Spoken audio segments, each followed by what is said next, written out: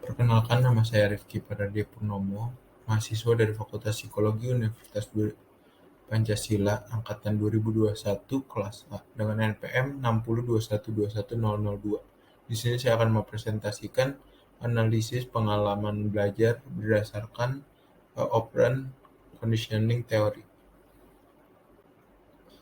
Pengalaman ini saya ambil dari pengalaman saya pribadi. Saat duduk di bangku sekolah dasar, saya menjadi anak yang memiliki semangat yang rendah untuk sekolah dikarenakan ada beberapa hal yang kurang menyenangkan terjadi di sana, dan saya mencari pelarian itu berupa bermain games yang menurut saya jauh lebih menyenangkan dan membuat saya nyaman. Namun hal tersebut yang menjadi hal yang sangat dikhawatirkan oleh kedua orang tua saya. Walaupun nilai saya terbilang cukup baik, namun saya sering sekali malas untuk pergi ke sekolah atau membolos. Pengalaman pribadi saya selanjutnya, lanjutan dari yang tadi, dalam hal ini orang tua saya membuat kesepakatan dengan saya, yaitu ketika saya rajin dan tetap konsisten untuk pergi sekolah dan memiliki hasil nilai yang bagus, saya akan menerima reward berupa games biasanya. Dan sebaliknya, ketika saya bermalas-malasan untuk sekolah dan tidak menepati target nilai saya yang sesuai, akan diberikan punishment berupa pembatasan waktu bermain game saya yang diberikan hanya 1 jam waktu bermain di setiap hari, yang mana menurut saya sangat tidak cukup. Setelah penerapan reward dan punishment itu berlaku, perubahan terjadi pada sikap saya cukup signifikan.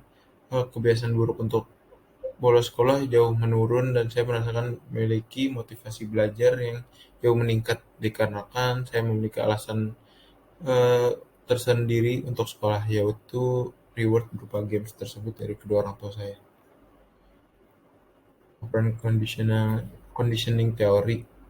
Adanya operant conditioning theory Skinner yang dilatar belakangi oleh ketidakpuasannya oleh teori Pavlov, yaitu classical conditioning. Pavlov mengatakan bahwa stimulus yang diberikan terus-menerus memiliki sifat penguatan yang tidak mengendur. Sedangkan menurut Skinner, respon yang dihasilkan stimulus harus disertai dengan adanya penguatan atau reinforcement. Respon yang dihasilkan oleh stimulus haruslah dibarengi dengan reinforcement, karena reinforcement sangat berpengaruh atau pada hasil akhirnya akan menghasilkan respon yang berulang.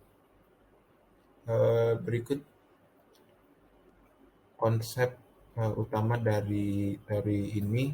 Dalam teori operant conditioning theory terdapat 2 hal utama, yaitu reinforcement dan punishment.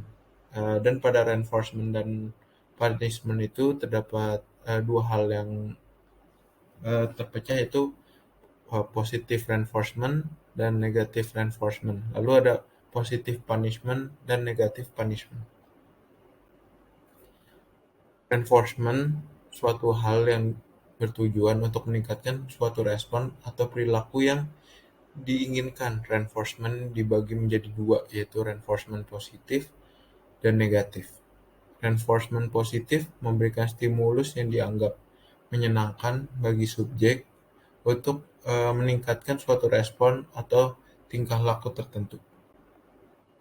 Reinforcement negatif akan mengambil suatu stimulus yang dianggap tidak menyenangkan dengan tujuan meningkatkan perilaku yang diinginkan itu semakin meningkat.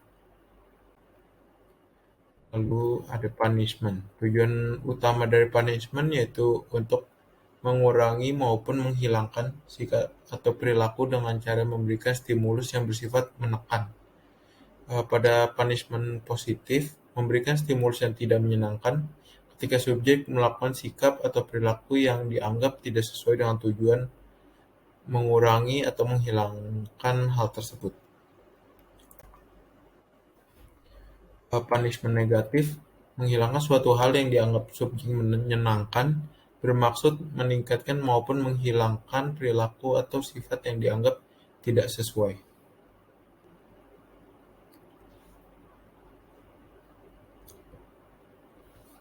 Lalu dilanjutkan pada analisis kasus. Berdasarkan pengalaman tersebut, penerapan teori operant conditioning theory sudah tepat, yang mana terdapat reinforcement positif, yaitu dengan cara memberikan reward berupa games ketika Rifki menepati perjanjian untuk konsisten dalam kehadiran di sekolah dan juga memenuhi target nilai dan memenuhi target nilai. Dan punishment negatif yang diterapkan dalam hal tersebut, Rifki melakukan hal yang tidak sesuai dalam perjanjian dengan orang tuanya. Orang tuanya akan membatasi waktu bermainnya hanya 1 jam dalam sehari. Bentuk hukuman ini masuk ke dalam kategori punishment negatif, yaitu orang tuanya mengambil hal yang Rifki gemari dengan tujuan menurunnya atau menghilangkan perilaku malas untuk pergi ke sekolah. Dan yang terakhir, kesimpulan. Penerapan operant conditioning theory yang dilakukan sangat sesuai dengan fungsi dan menghasilkan motivasi belajar yang diinginkan